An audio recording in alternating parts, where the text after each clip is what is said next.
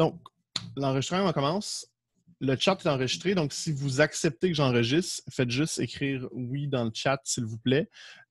Si jamais vous refusez qu'il y ait un enregistrement, si vous écrivez non, ben, je vais devoir malheureusement arrêter l'enregistrement et il ne sera pas disponible. Donc, merci pour tous ces oui. Donc, on va continuer avec l'enregistrement. Donc, le plan de cours modifié, pardon, je vais essayer de ne pas trop tousser parce que ça doit être un petit peu désagréable pour vous. C'est un plan de cours, dans le fond, qui est pour les semaines 8 à 12. Okay? Dans ce plan de cours-là, on a les dates qui sont propres à vous. Là. J'ai changé le plan de cours pour mes différents groupes. On a les contenus qui vont être vus, les activités d'apprentissage et les évaluations qui sont là-dedans. Dans les évaluations, on a aussi mis toutes les listes d'exercices pour les différentes pages. Fait que c'est vraiment un document qui est pas mal important pour le reste de la session. Donc, assurez-vous de le garder pas loin, quitte à l'imprimer.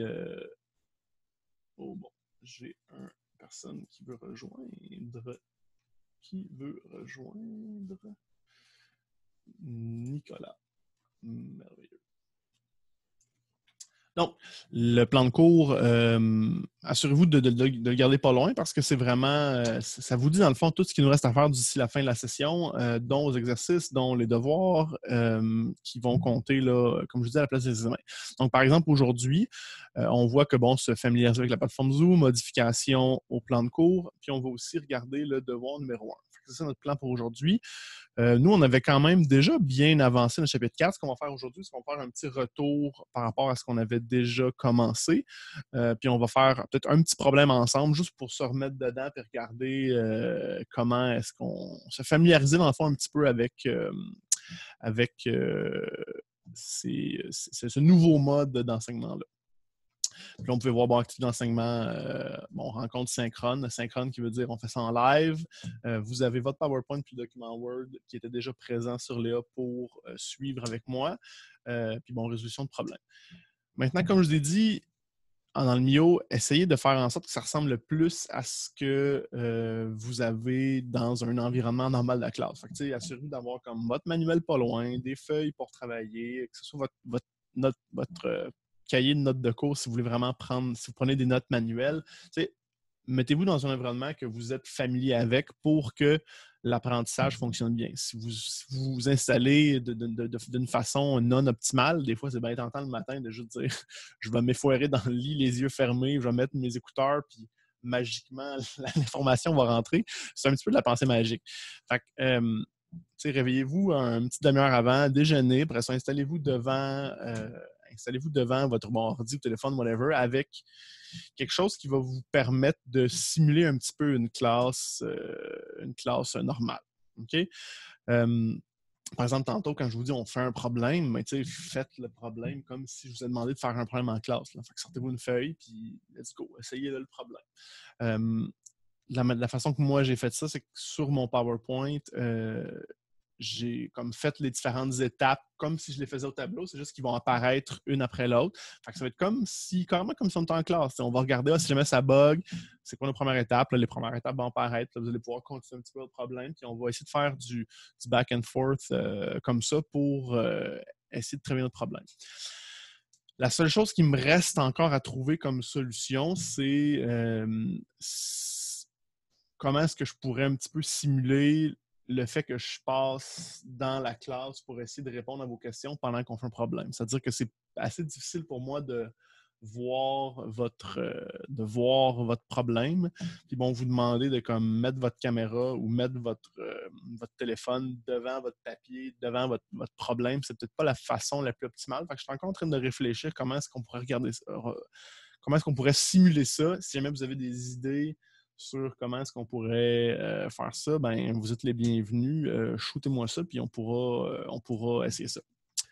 Sinon, vous pouvez juste écrire carrément la question, poser la question de façon orale, essayer d'expliquer votre rendu où dans votre problème. Guillaume, dans mon tableau IRE, je comprends pas la case I de tel produit. On est quand même capable d'expliquer un petit peu quelle partie du problème qui ne marche pas.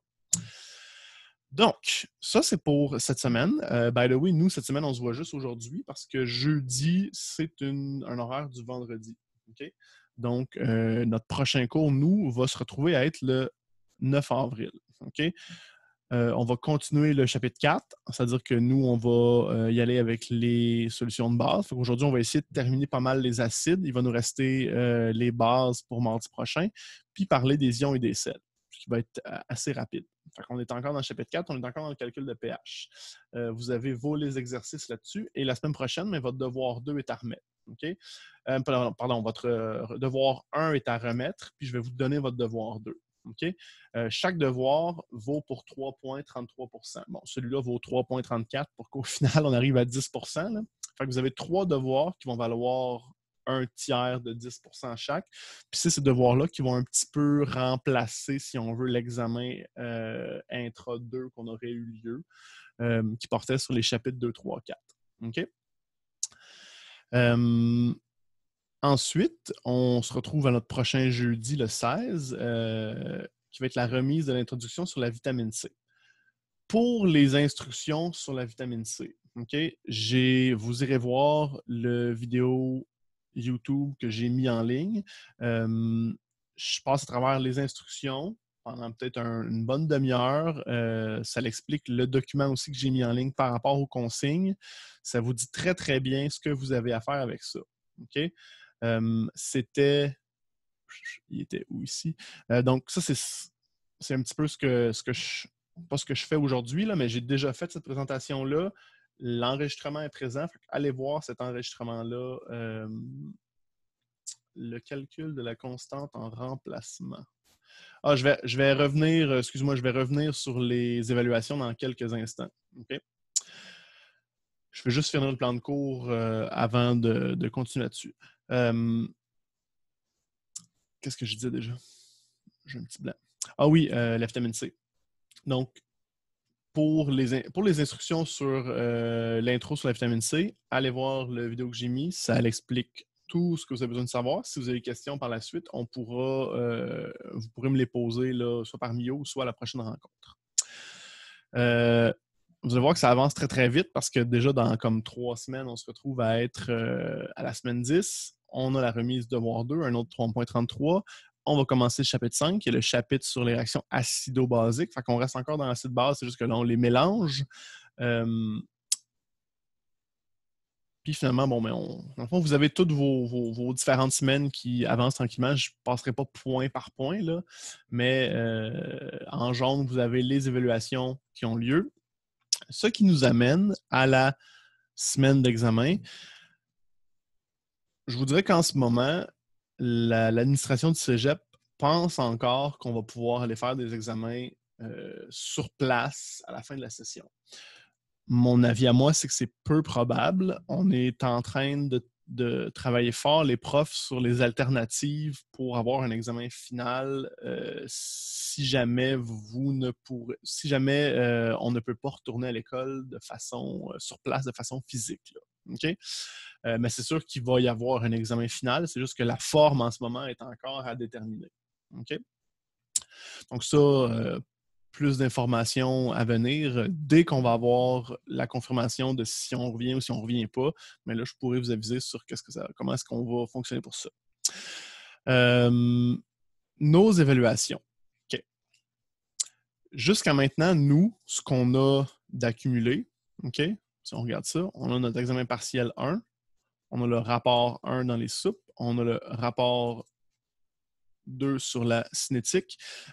J'ai mis encore aucune note par rapport à ça parce qu'on ne savait pas si on allait changer les pourcentages. Je ne voulais pas afficher une note, puis que là, on change le pourcentage pour la cinétique. Puis là, vous me demandez comment ça se fait que ma note a baissé. Guillaume, non, c'est pas la note qui a baissé, c'est juste le ratio a baissé. Donc, maintenant que vous êtes au courant des pourcentages, puis que tout ne changera plus, là, je vais pouvoir afficher les notes, puis ça va fonctionner, ça va être correct comme ça. Pour ce qui est des quiz, on a gardé le 5 %. Le calcul de la constante, qui était un calcul que je vous demandais de faire, dans le fond, qui était le dernier labo que je vous demandais qu'on a fait ensemble avant de quitter, le calcul de la constante de vitesse. Vous l'aviez tout fait en classe. En fait, je vous demandais de le faire en classe avant de me donner votre cahier. Et on a décidé, les profs, de compter, dans le fond, un petit peu le calcul de ces constantes-là comme étant un quiz. Fait que dans le fond, nous, on se retrouve vous avez déjà fait un mini-quiz avec Catherine en début de session. On avait le travail aussi sur les problèmes de vitesse, que je vais compter pour un 2%. Ça va être très, très bien passé. Je pense que quasiment tout le monde avait eu là, son 2%. Puis voir le calcul de la constante de vitesse qui va être un autre 2%. C'est là qu'on va aller chercher notre 5% qui est déjà fait dans le fond pour les mini-quiz.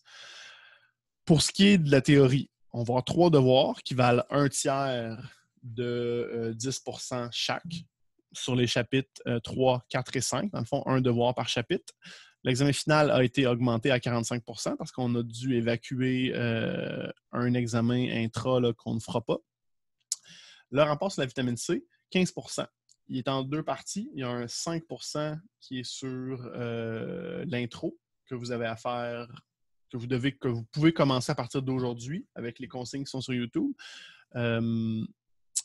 Et qu'il est à remettre dans 1 semaine et demie. Et dans 1 semaine et demie? Oui, dans 1 semaine et demie. Je ne veux pas te dire la niaiserie. Oui, c'est ça. 16 avril. Donc là, aujourd'hui, on est le 7. Fait que dans 9 jours, dans le fond. Donc, 5% qui est sur l'intro et 10% qui est sur le rapport comme tel. Je vais vous donner les consignes sur le rapport dans peut-être 1 semaine et demie aussi. Et travail sur la courbe de titrage qui va être à faire aussi dans peut-être 2-3 semaines. Je pourrais vous donner les consignes à ce moment-là. Pour le rapport sur la vitamine C, ainsi que le travail sur la courbe de titrage, c'est 2 expériences qu'on était supposé de faire durant la fin de la session. On était un petit peu chanceux parce que la journée avant que le cégep vraiment ferme ses portes, les profs, on est allés et on s'est filmé un petit peu, si on veut, en train de faire ces expériences-là. Ce qui fait que il va y avoir un petit vidéo à regarder sur ces expériences-là, puis des résultats vont vous être donnés pour ces expériences-là. C'est un petit peu comme si, avec des gros guillemets, c'est un petit peu comme si vous aviez fait cette expérience-là, ce qui va vous permettre de faire ces deux petites expériences-là. Ce qui nous donne notre total de 100%. Est-ce qu'il y a des questions? Là, je parle beaucoup, là, j'ai l'impression. Moi, si je vois des petites mains levées, si je vois des questions dans le chat, je vais y répondre. N'hésitez pas. Donc, Brian, oui.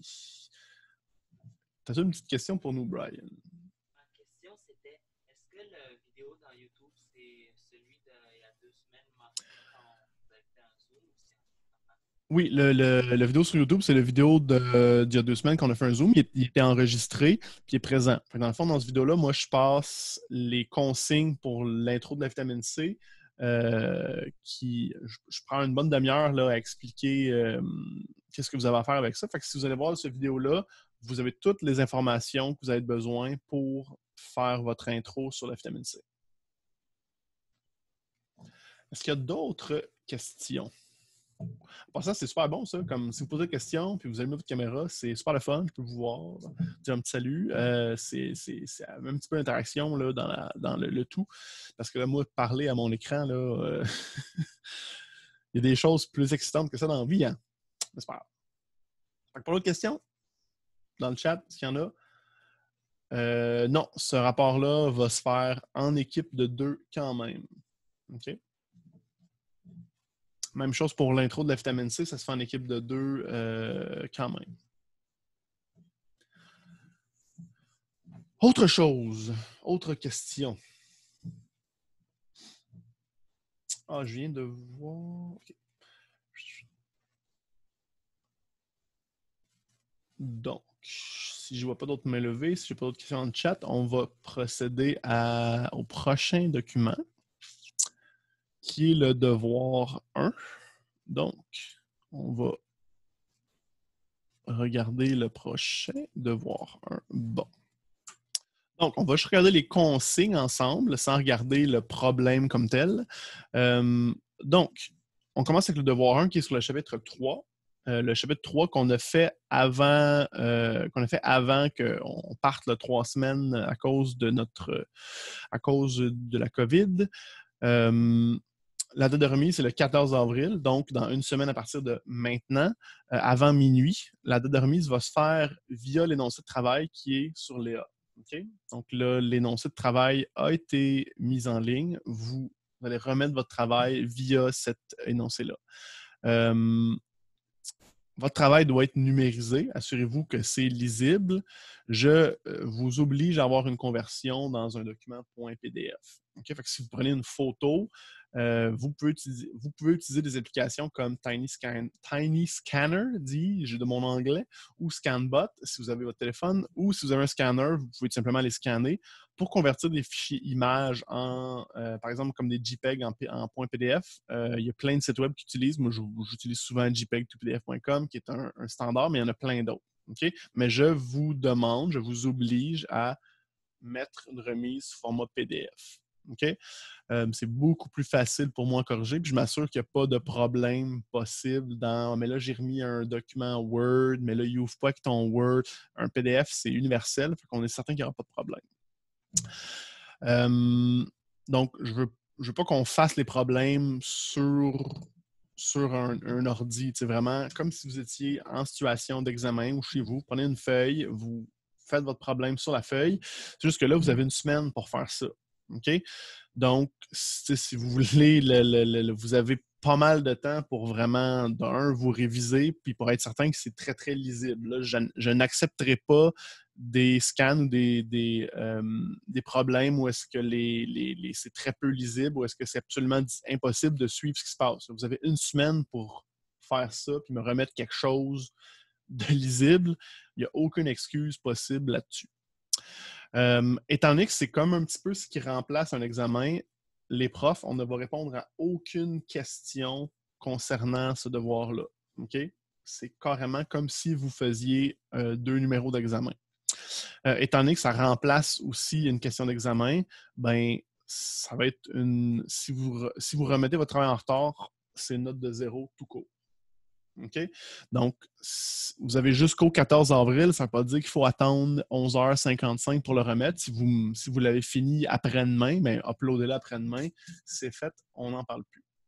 Oui, Farah, tu as une question. On t'écoute si tu veux te débuter. OK. Vous m'entendez? Oui, je t'entends. OK. Est-ce que c'est possible de vous demander de questions si on a quelques difficultés dans les exercices ou pas? Dans ce devoir-là, tu parles? Ouais. Les seules questions qu'on va accepter par rapport à ce devoir-là, c'est vraiment une question de compréhension dans la question. C'est-à-dire que vous n'êtes pas certain de ce que je vous demande. Okay? Mais si vous m'arrivez avec une question du style est-ce que dans mon tableau, est-ce que ça doit être un moins X ou un plus X qu'il faut que je mette à cet endroit-là, ça, on ne peut pas répondre. Okay? Dans le fond, imaginez-vous carrément qu'on est en examen, vous me posez une question en examen, ben ça arrive des fois que je vous dis je n'ai pas le droit de répondre à cette question-là. Là. Okay? Comme des fois, je vais peut-être apporter une précision sur la question. OK. Ça marche? Ouais. Super. Autre question pendant qu'on est là. N'hésitez pas si vous en avez. Si vous pouvez lever la main comme on a fait avant, sinon faire comme Farah puis juste dire que vous avez une question dans le chat, là, ça va fonctionner aussi. Donc, vous avez 2 questions qui vont valoir 15 points chaque pour un total de 30 à remettre le 14 avril. Là, si vous voulez juste me remettre si vous voulez faire ça sur une feuille blanche, carrément, des fois, c'est un petit peu plus facile à prendre en photo, à scanner. C'est numéro 1. Si vous voulez faire ça sur une bonne vieille feuille lignée, remettez ça sur une bonne vieille feuille lignée, ça va fonctionner aussi. Faites juste vous assurer que ce que vous m'envoyez, c'est lisible pour que je puisse évidemment corriger le tout. Fait que ça, vous allez en avoir 3 à faire pour un total de 10%. So far, so good! Ça fait déjà une demi-heure qu'on a commencé. Mon plan, c'est que ces séances-là ne durent pas bien plus qu'une heure. Okay? Je ne sais pas si vous avez eu plusieurs rencontres Zoom hier, là, mais passer 3-4 heures devant un téléphone ou un ordi à regarder un prof parler, c'est long en tabarouette. C'est difficile de rester aussi concentré. Fait que c'est pour ça que moi, je vais limiter mes rencontres à 1 heure. De toute façon, le plan de cours est fait pour qu'on soit en mesure de passer la matière qu'on a en 1 heure. Si jamais à un moment donné, je vois qu'on va manquer de temps, ce qui me surprendrait énormément, ben là, je prendrai un petit peu plus de temps, là. Mais c'est notre plan. Est-ce que c'est pas mal ce qu'on avait à faire jusqu'à maintenant? Je pense qu'on est pas mal dans les temps. Je m'étais fait un beau petit plan de cours, là, que vous ne pouvez pas regarder parce que je le vois. OK. Bon, on va se mettre... on va changer ça. Share screen. Share screen. Qu'est-ce que je vous partage, là?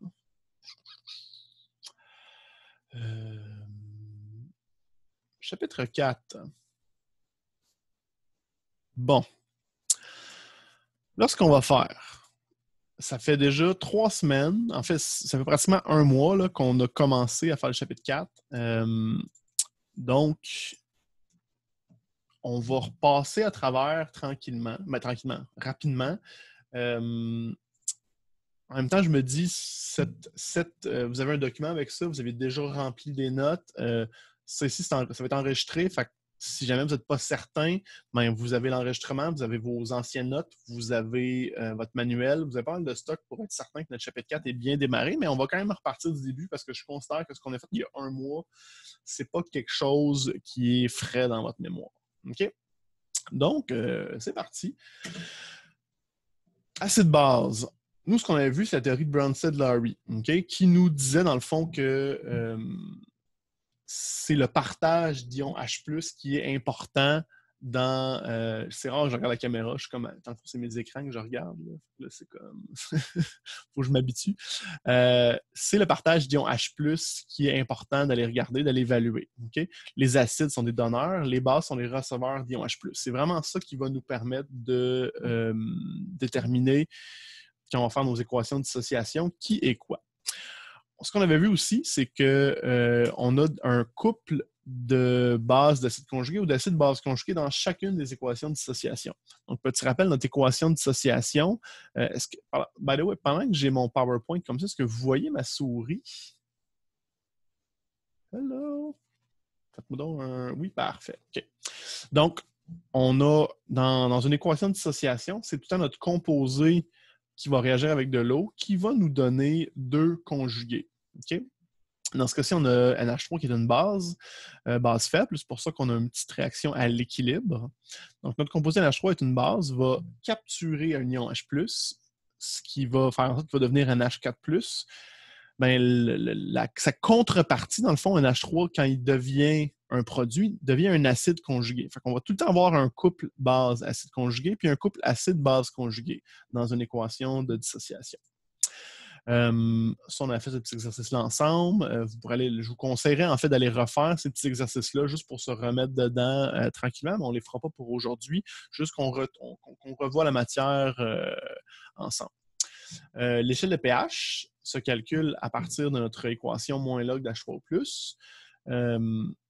Et l'échelle de pH est une échelle qui est logarithmique. C'est-à-dire qu'un bond de 1 point de pH, ben, c'est un bond, dans le fond, de 10 fois plus ou 10 fois moins de concentration pour notre ion. Un pH 7, un pH neutre, ça ne veut pas dire qu'on n'a pas d'ion H3O+. Ça veut juste dire qu'on a une concentration de 10 à la moins 7 d'ion H3O+. Tandis que si on a un pH très, très basique, ben, ce que ça veut dire, c'est qu'on a encore moins d'ion H3O+. Fait que là, on serait à 10 à la moins 14 d'ion H3O+. Ce qu'on avait vu aussi, c'est que l'eau est en mesure de s'auto-ioniser, c'est-à-dire les 2 molécules d'eau peuvent réagir ensemble pour former une molécule d'H3+, puis une molécule de OH-. Cette réaction à l'équilibre-là, on est en mesure de les calculer sa constante d'équilibre, qu'on appelait la constante d'ionisation de l'eau, ou KO.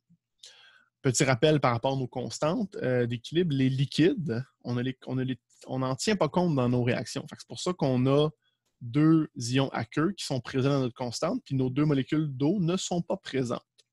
À pH 7, si on revient en arrière, à pH 7, on avait dit qu'on a une concentration d'H3+ de 10 à la moins 7. On a aussi une concentration d'OH- de 10 à la moins 7. 10 à la moins 7 fois 10 à la moins 7, ça nous donne un beau gros 10 à la moins 14. Ça, c'est notre constante d'ionisation de l'eau. on va en reparler plus tard de cette constante-là. On va en avoir besoin pour calculer différentes valeurs. Ce qui veut dire que quand mon pH varie, ben, il n'y a pas juste ma concentration d'H3+ qui va varier. Ma concentration d'OH- va, elle aussi, varier. Parce que si mon pH devient très, très bas, ben, ma concentration d'ion H3+ va devenir beaucoup plus haute. Par exemple, 10 à la moins 0, si je ne suis pas pire, ça fait une concentration de 1, ça là. Ben, si j'ai une concentration de 1 d'H3+, ben, ma concentration de OH-, elle, va devoir être de 10 à la moins 14, par exemple, pour que ma constante, elle, reste tout le temps 1,0 fois 10 à la moins 14. Vous m'arrêtez s'il y a des questions, hein? N'hésitez pas. On est là pour ça. Il y a donc un lien entre notre pH et notre pOH. Ça, c'était les deux équations suivantes, c'est-à-dire pH plus pOH égale à 14. Puis on peut aussi aller calculer le pOH à partir de la même équation que le pH, sauf qu'on prend la concentration de l'ion OH- au lieu de la concentration de l'ion H3O+. J'ai l'impression que je parle beaucoup et vite, mais c'est différent quand j'ai pas comme de feedback instantané. Là. Habituellement, si je vous dis de quoi, que vous n'êtes pas certain en classe, vous me regardez comme ça, puis là, je peux savoir qu'il y a quelque chose qui ne marche pas. Mais là, c'est plus difficile, je vois des carrés noirs. Donc, pour compléter nos équations avec le pH, on avait vu nos autres équations, c'est-à-dire la concentration de l'ion OH-, la concentration de l'ion H3+, qui en font tout simplement le changement mathématique de cette équation-là. Là, si je viens isoler ma concentration de l'ion OH- dans mon équation, ben, ça me donne cette équation-là. Et si je viens changer pH plus pOH pour avoir des concentrations, ça me donne aussi mon équation ici, qui se retrouve à être ma constante d'ionisation de l'eau. C'est-à-dire concentration d'OH- fois concentration d'H3+, ça me donne mon 10 à moins 14. Fait que ces 6 équations-là, si on reprend du début, là, le calcul du pH, le calcul du pOH, pH plus pOH, mes concentrations de mes deux ions, ainsi que ma constante de l'eau, ces 6 équations-là, c'est vraiment les 6 équations qui résument très, très bien notre chapitre 4 et 5. Okay? C'est vraiment tout ce qu'on a besoin pour aller chercher nos différentes valeurs dans le chapitre 4 et 5. Après ça, tout ce qui va nous rester à faire, c'est faire des problèmes d'équilibre. C'est de faire nos petits tableaux IRE. Puis on vient de régler, on vient vraiment de résumer ce qui nous reste à faire pour les 4 prochaines semaines. Donc, on avait commencé avec les acides forts. On s'était dit que ce qui était important de retenir, ou dans le fond, ce qui était la particularité des acides forts, c'est qu'ils se dissociaient à 100%. Okay? Ce qui veut dire que quand on venait écrire notre équation de dissociation pour les acides forts, mais le fait qu'ils se dissocient à 100%, ça voulait dire qu'on avait une flèche qui était unidirectionnelle dans notre réaction. Okay? On avait acide se transforme en produit. Cette flèche-là, c'est ça, là, c'était d'un seul côté. J'essaie de voir, je pratique mes qualités de dessinateur à la souris. Par exemple, si on sait qu'on a une solution de HClO4, un acide fort qui a une concentration de 0,15, ben, si je sais que HClO4 c'est un acide fort, bon, ben, concentration de H3O+, ça va être égal à la concentration de mon acide. Okay? Donc, à ce moment-là, après ça, je peux aller faire le calcul de mon pH en disant mon pH est égal à moins log de 0,15. Okay? Ça, c'est un problème qu'on avait fait ensemble, si je ne me trompe pas. Est-ce que je me trompe ou est-ce qu'on avait fait ce problème-là ensemble? Je peux avoir une petite confirmation. Avions-nous fait? Oui, c'est ça que je pensais aussi. Continuons. Ah, c'est parce que là, je ne veux pas annoter. Ah, là, si je fais ça, il faut que je efface. Eraser. Donc, on va apprendre à travailler un petit peu avec. On avait aussi vu les acides forts. Ça, c'est un tableau que vous avez dans votre manuel. Ces 4 acides-là, on doit les reconnaître absolument. Donc, dès qu'on a un problème une des premières choses, une des premières étapes qu'on va faire tout le temps, c'est d'essayer de reconnaître pourquoi est-ce que est-ce que vous avez vu la notification qui est apparue sur mon écran? By the way? Non, vous n'avez rien eu? OK, c'est bon. Juste pour pas que quand je reçoive un courriel ou une notification, il n'y ait pas plein de pop-up qui apparaissent. Ces efforts-là, on doit les reconnaître. Okay? Cependant, on a vu un bon truc aussi. On s'était dit que en allant voir dans notre manuel, aux pages 369-370, on a une table avec une table d'annexe avec tout plein de valeurs de constantes d'acidité. Ces constantes-là, c'est pour les acides faibles. Si on avait un acide qui n'était pas dans notre liste des acides faibles, ben, on pouvait considérer que c'était un acide fort. Pour ce qui est des acides faibles, eux ne s'ionisent pas complètement. Okay? Ce qui veut dire qu'on va avoir une flèche qui va être bidirectionnelle, une flèche d'équilibre. Okay? C'est-à-dire qu'une fois que notre acide se transforme en produit, mais la réaction est en mesure de revenir au début pour refaire notre HF et notre H2O. Donc, dans nos équations de dissociation, quand on a un faible, on a une flèche d'équilibre. Quand on a un fort, on va avoir une flèche qui va être unidirectionnelle.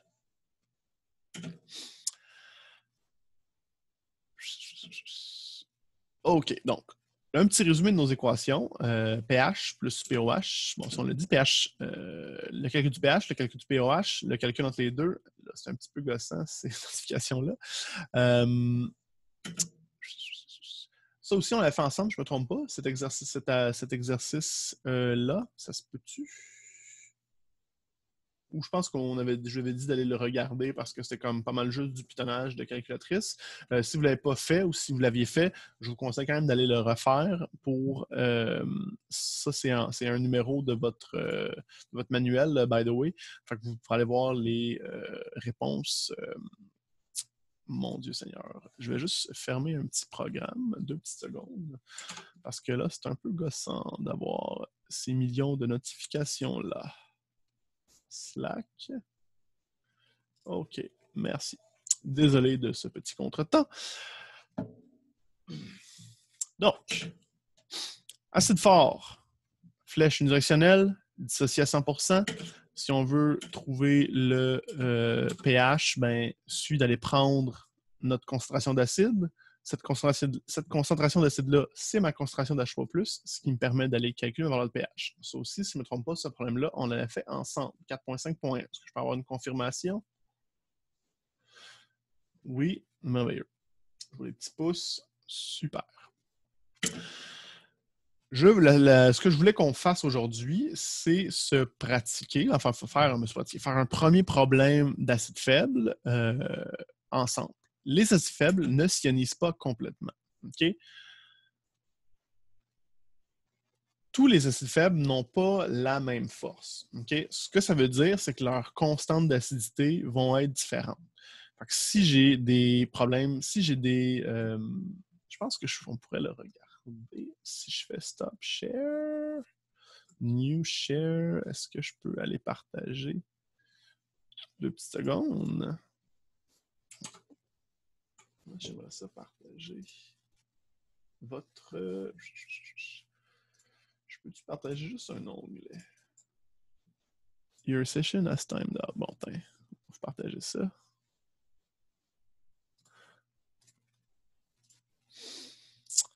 Pearson. Donc, dans votre manuel, vous avez vos constantes d'équilibre pour les acides. Fait qu'on voit qu'il y a tout plein de... On va zoomer in un petit peu. Vous avez tout plein de constantes avec... tout plein d'acides avec leur constante d'acidité. Okay? Donc, les valeurs des constantes, c'est... ça va nous donner un indice sur la force relative des acides. Là, 2 secondes, Slack. Toi, je veux te fermer. Quitter. OK. Je continue à avoir les notifications. Donc, là, c'est un petit peu décousu. Je m'excuse. Ça en prend encore un petit peu de temps à organiser ça correctement. Donc, les valeurs de vos constantes d'acidité, reprenons du début, ça nous donne un indice sur la force relative de l'acide. Okay? Le fait qu'on ait une constante, par exemple, de 1,8 fois 10 à la moins 5, si on vient la comparer avec un autre acide, l'acide arsénieux, qui a une constante d'acidité de 5,1 fois 10 à la moins 10, ben, c'est deux acides faibles, mais qui ne sont pas aussi faibles l'un que l'autre. Okay? Donc, le fait qu'on ait une constante d'acidité pas mal plus basse ici, dans le cas du 5,1 fois 10 à la moins 10, ben, ça nous indique que l'acide arsénieux, c'est un acide faible qui serait plus faible que l'acide acétique. Okay? Donc, il y a quand même une certaine force relative entre nos différents acides. Si on revient à notre PowerPoint,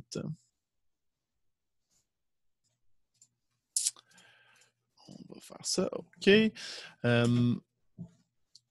Étant donné qu'on a une réaction à l'équilibre, ben, on va avoir une constante d'équilibre, qui est notre constante d'acidité, qu'est-ce qu'on parlait là, il y a quelques instants, ce qui veut dire qu'on va devoir traiter ces problèmes-là comme des problèmes d'équilibre. On va faire un tableau IRE comme on faisait dans le chapitre 3, on va regarder les valeurs qu'on avait au début, on va regarder nos coefficients stoichiométriques, on va regarder qu'est-ce qui va réagir. Si jamais c'est une valeur inconnue qui réagit, ben, on va utiliser des plus X ou des moins X. Puis après ça, on va compléter notre problème comme on a fait à plusieurs reprises. OK?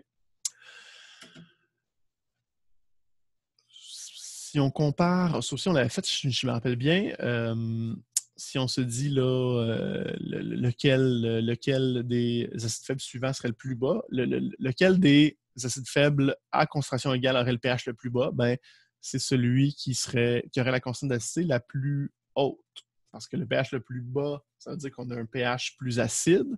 Donc, l'acide faible qui va être le plus puissant, c'est celui qui a la constante d'acidité la plus haute. Dans ce cas-ci, ce serait l'acide chloreux avec le 1,1 fois 10 à la moins 2. Bon, si on résume, acide fort, on a notre concentration. La concentration de l'acide, c'est la concentration d'H3+. On peut trouver le pH directement. Merci, bonsoir. Pour ce qui est de l'acide faible, c'est un problème d'équilibre. Donc, on a besoin de faire notre tableau IRE. Et c'est là qu'on va essayer de se lancer dans un premier petit problème pour se remettre tranquillement un peu dans un mode chimie. Fait que là, moi, je vous demande le pH d'une solution aqueuse de HCl. Okay? Je vous donne sa constante d'acidité ici. Si je vous donne une constante d'acidité, ça veut dire que c'est un acide faible. Donc, on sait qu'on va avoir notre équation de dissociation qui va ressembler à cela. Je vous laisse avec l'équation de dissociation. On sort un papier, on sort un crayon, puis on essaie de compléter notre tableau IRE pour ce problème-là. OK? Donc, je vais couper mon micro pour ne pas avoir de bruit ambiant. Et je vous reviens dans 2-3 minutes pour voir si on est où et si on a des questions. Si vous avez des questions aussi, vous pouvez juste les dire dans le chat, puis ça me fait plaisir d'y répondre. C'est bon? Fait qu'on a ce problème-là. Je vous reviens dans 2 minutes.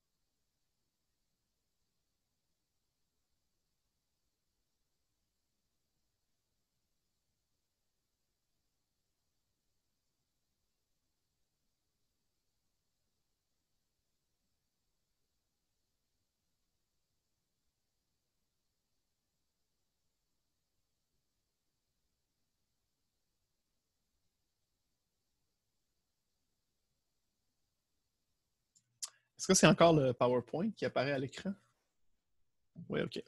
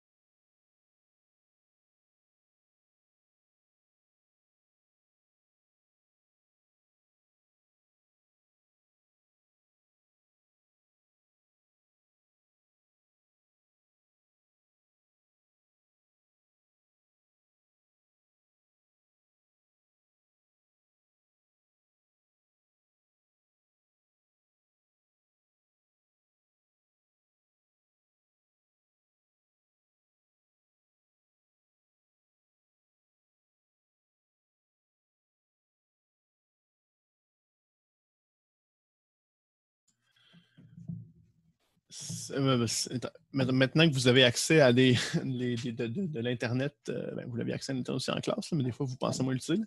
Mais il y a tout plein de sites web. Là, si vous faites juste chercher Quadratic Solver ou équation quadratique ou équation deuxième degré calculatrice sur Internet, là, il y a plein de sites web que vous pouvez rentrer votre A, votre B, votre C, puis ça va vous donner vos valeurs de X. Là. Fait que, là, si vous n'aviez pas une calculatrice qui vous permet de résoudre une quadratique, à ce moment-là, vous pourriez très bien aller sur ces sites-là pour être en mesure de résoudre ça. Là. Fait que ça, c'est quelque chose que vous pouvez le faire. En fait, je vous invite fortement à le faire. C'est lequel que j'utilise. Je ne sais pas si je l'ai d'ouvert. Non, je ne l'ai pas d'ouvert en ce moment. Je vais juste faire 2-3 petites étapes avant de vous laisser encore 2-3 petites minutes. On a des coefficients stoichiométriques de 1 partout pour nos composés. Vous allez voir qu'avec les acides faibles, les bases faibles, c'est pas mal tout le temps des coefficients de 1. Fait que cette partie-là du tableau est assez facile.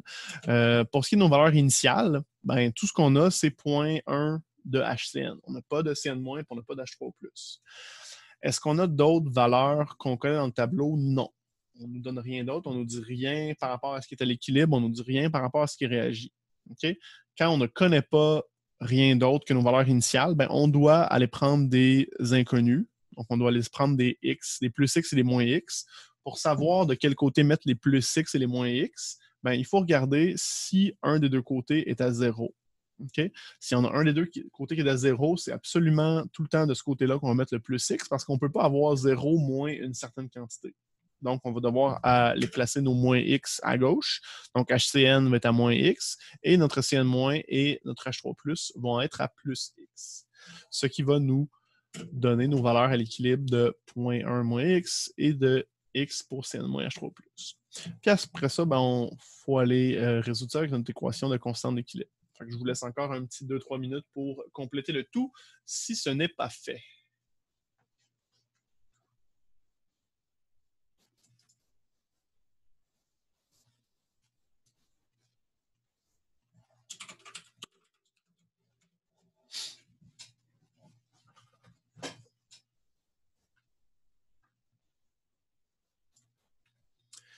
Aussi, si vous voulez confirmer une réponse ou si vous voulez me poser une question puis vous êtes gêné de la poser de façon publique là, dans le chat, vous pouvez sélectionner à qui vous voulez envoyer votre message. Okay?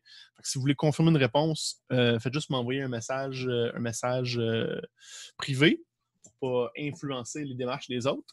Si c'est une question aussi, vous pouvez m'envoyer un message privé. Vous pouvez l'envoyer public aussi, ça ne vous dérange pas, mais si vous êtes gêné de poser votre question à tout le monde, vous pouvez me la poser de façon privée sans problème.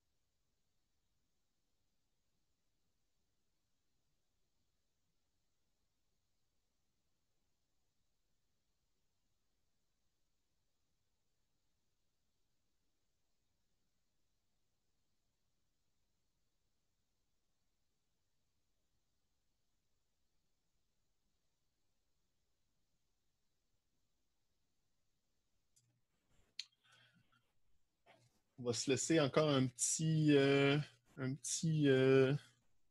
2 minutes peut-être.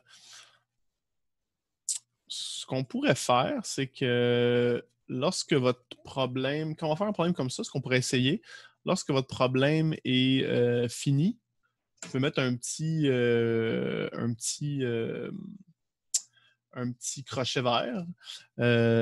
Si jamais vous êtes bloqué, si jamais vous, si jamais vous êtes bloqué sur une étape et vous aimeriez ça, que peut-être je vous donne un petit indice ou quelque chose, vous pourrez mettre un petit go slower, avec une petite flèche pour aller plus lentement. Puis comme ça, moi, ça va me permettre de juger un petit peu vous en êtes où dans vos problèmes. Puis si jamais je vois qu'il y a plein de petites flèches qui apparaissent là, pour dire d'aller moins vite, ben moi, je vais comprendre qu'il faut que je donne un petit peu d'indices pour laisser la chance à tout le monde de faire le problème. Là.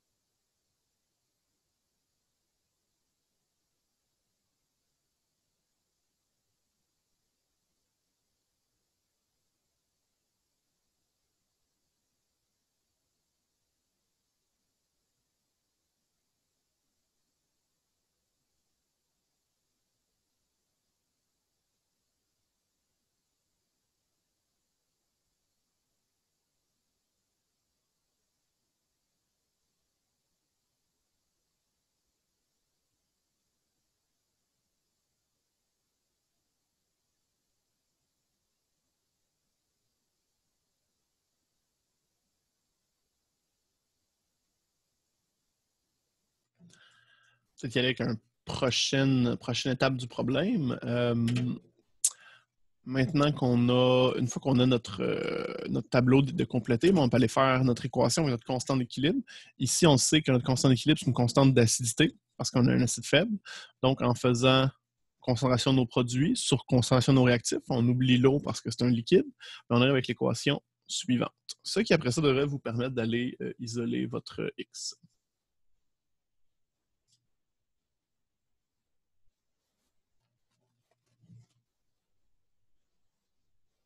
Là, je vois des petits crochets qui se sont enlevés. C'est parce que on s'est rendu compte que le problème, on avait fait une petite erreur dans le problème ou.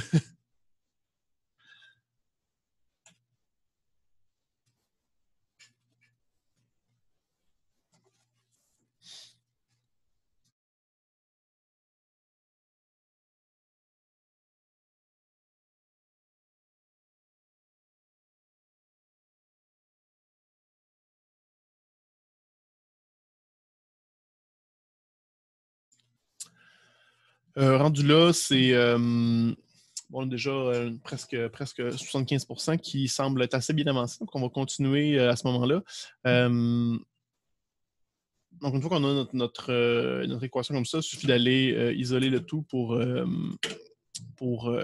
apparaître une équation quadratique, une équation du deuxième degré. Fait que là, on a notre valeur de A, de B et de C. Si on vient remplacer cette valeur-là sur notre calculatrice, ou si on vient calculer notre plus ou moins B, non, c'est moins B plus ou moins racine carrée de blablabla, si on vient calculer ça, ben, on aurait deux valeurs de X. Petit rappel, lorsqu'on a une valeur de X négative, on va automatiquement rejeter cette valeur-là. Okay? Donc, la valeur de X1, ce n'est pas bon parce qu'on a un petit négatif. Fait qu'on oublie ça. Okay? Et notre valeur de x2 serait la bonne valeur. La valeur de x se retrouve être une concentration d'H3+, ce qui peut dire qu'on peut aller faire apparaître notre équation de pH, ce qui nous donne une valeur de pH de 5,15. Tous nos problèmes d'acide et de base faible vont ressembler à ça. Ça va tout le temps être la même chose. Si vous avez des questions concernant une des étapes du problème, n'hésitez pas, c'est le moment. On lève la main, on la pose dans le chat, puis on va régler ça. Je vais vous laisser quelques instants, là, si vous voulez la taper ou si vous préférez juste lever la main et la dire à tout le monde, ça peut être une bonne question aussi.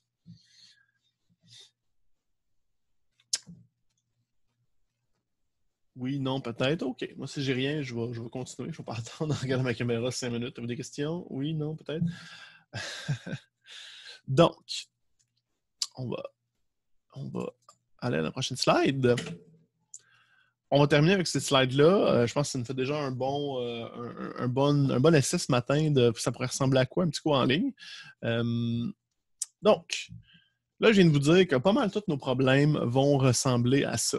Fait que là, je ne sais pas si vous avez eu le même réflexe que moi de vous dire, Guillaume, tu es en train de me dire qu'à chaque maudit problème, il faudra que je fasse une équation du deuxième degré pour être capable de résoudre ça. La réponse est non. On va se donner une façon d'aller approximer une valeur de x pour se sauver pas mal de temps. Okay? Ce qu'on appelle l'approximation du moins x qui est très petit. Ça veut dire quoi ça? Bien, revenons au problème précédent. Okay? Notre valeur de x ici, on a trouvé à la fin qu'on avait une valeur de x qui était de 7 fois 10 à la moins 6. Bien, essayez sur votre calculatrice pour le fun de faire 0,1 moins 7 fois 10 à la moins 6. Vous allez vous rendre compte que ça va vous donner 0,1. Okay? Donc, lorsqu'on a une valeur de constante d'acidité, comme ici, qui est très, très faible, souvent, ce qui va se produire, c'est que la valeur du moins x dans votre problème va se retrouver à être très, très faible. Donc, on se retrouve à avoir un x qu'on pourrait éventuellement négliger. C'est pour ça qu'on dit l'approximation du x est très, très petit. Maintenant, pour négliger ce x-là, pour être capable de dire « j'oublie mon moins x dans mon problème », on va quand même aller faire une vérification mathématique. C'est-à-dire qu'on ne peut pas juste dire je laisse faire le moins x, puis je ne mets pas de preuve ou je ne mets pas d'autres explications que ça. Nous, notre preuve mathématique va être assez simple. Ce qu'on va faire, c'est qu'on va faire Ca sur Ka, Ca étant la concentration de l'acide et Ka étant la constante d'acidité. Fait que si la concentration de l'acide divisée par la constante d'acidité, ça c'est plus grand que 100, là, en ce moment-là, on va considérer que le moins x est négligeable. Okay? Pourquoi juste le moins x? Parce que les plus x ici partent de 0. Peu importe ce que je rajoute à 0, ça ne peut pas être négligeable. Mais ce que j'enlève à quelque chose, ça peut l'être. C'est pour ça que c'est juste mon moins x qui est négligeable. Donc, si on vient au problème précédent, puis qu'on fait concentration de l'acide, 0,1, divisé par constante d'acidité, 4,9 fois 10 à la moins 10, on va aller suppitonner ça. C'est une calculatrice. 0,1 divisé par 4,9 fois 10 à la moins 10, on arrive avec 240 milliards 81 millions 632. Fait que je pense que c'est en haut de 100. Si on veut voir notre valeur finale, là, je pense qu'on est plus gros que 100. Donc, à ce moment-là, x est négligeable. Pourquoi est-ce que ça vient changer tout le problème de rendre le x négligeable? Ben, mon équation précédente, qu'on a vue avant, là, produit sur réactif, ça me donnait x2 sur 0,1 moins x. Si on vient enlever le moins x de cette équation-là, on arrive à quelque chose qui ressemble à ça. x2 divisé par 0,1. Pourquoi est-ce que ça, c'est pas mal plus facile? Parce que si je veux isoler mon x à ce moment-là, tout ce que j'ai besoin de faire, c'est d'aller faire racine carrée d'un côté, racine carrée de l'autre côté, et je viens d'enlever mon x carré pour avoir une équation du premier degré. Puis là, c'est pas mal plus facile à résoudre.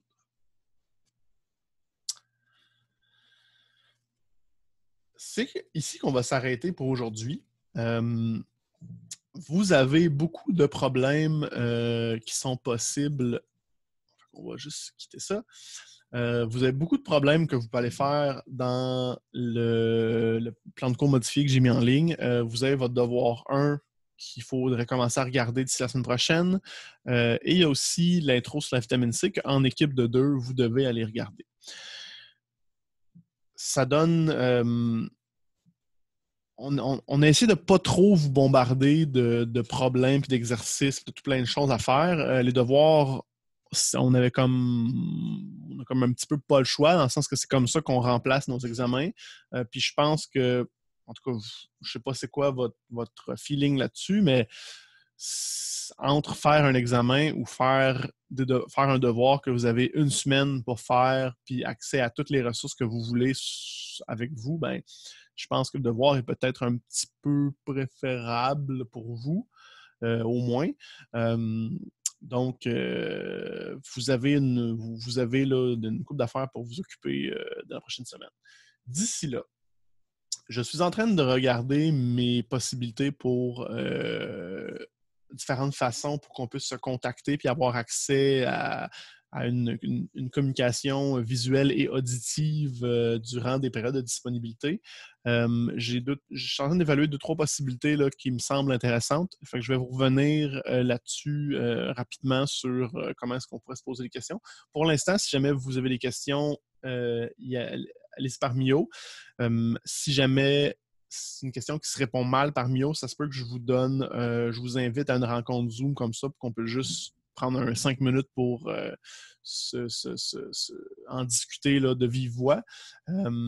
Sinon, je vous donne des nouvelles pour ma solution possible pour qu'on puisse avoir des périodes de dispo là, sans que j'ai besoin à chaque fois de vous envoyer un lien Zoom pour qu'on puisse se connecter et se parler. Là. C'est un petit peu...